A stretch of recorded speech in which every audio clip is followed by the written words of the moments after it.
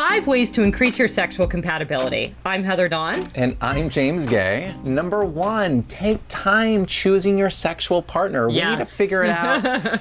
Do we have a similar enough libido or kink sexual interest, emotional communications, vanilla? hobbies?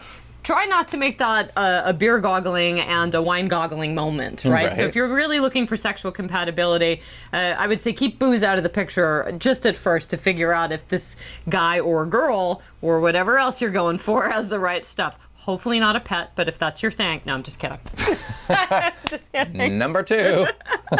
Communicate. Yes. Or over-communicate like I just did. No, communicate. No psychics needed. Right. This is about being able to communicate what you like and knowing what you like, right? So take time, first of all, to know what are your sexual needs, what turns you on, what do you like doing with other people, what are the contexts that you get off on. Yeah, learning how to communicate with yourself. Touch yourself. Figure out what you're into, what you're not into. Try different things on your own. It'll help you to better communicate with your partner. And, communication is key. It's number 2 on our list. Well, and in addition to that, it's about communicating your boundaries. There might be certain limits that you have or areas that you're willing to compromise with your partner. So it's about asking those questions, figuring out, and figuring out what you like to do. Exactly. So number 3 is about creating a safe environment. Yes. I've said this many times. I'll say it many more times. It is about not yucking someone else's yum. Yes, this is about not taking the wind out of someone else's sails because they like something that's different than what you like. It's about being open for any of it. Exactly. It's about leaving your judge and jury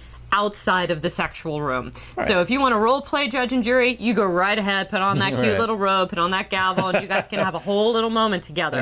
But outside of that, leave the judge, leave the jury, outside of the sexual environment. It doesn't mean you have to do everything someone else wants. It just means that you don't have to judge what it is that they want. So that they can still get off on it, fantasy-wise, or talking about it while you're having sex, whatever it happens to be. Number 4. Yes.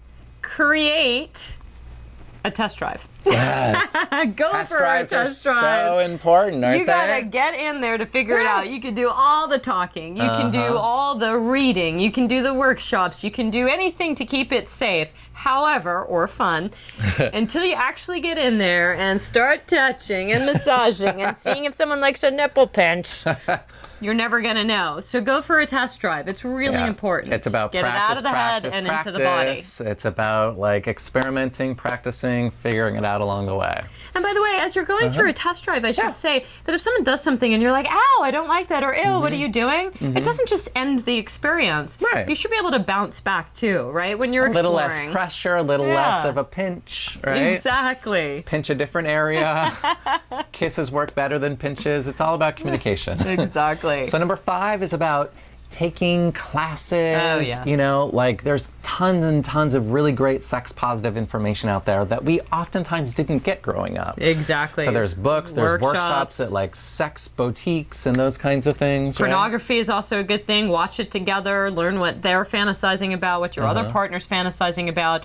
Again, it's more of a heightened reality. Yeah, it's about recognizing there's a lot that happens behind the camera, and what happens on the camera isn't always realistic, but it still is a way to sort of... It's a form of education. Yeah, it's understanding all the different things that are out there. Yeah.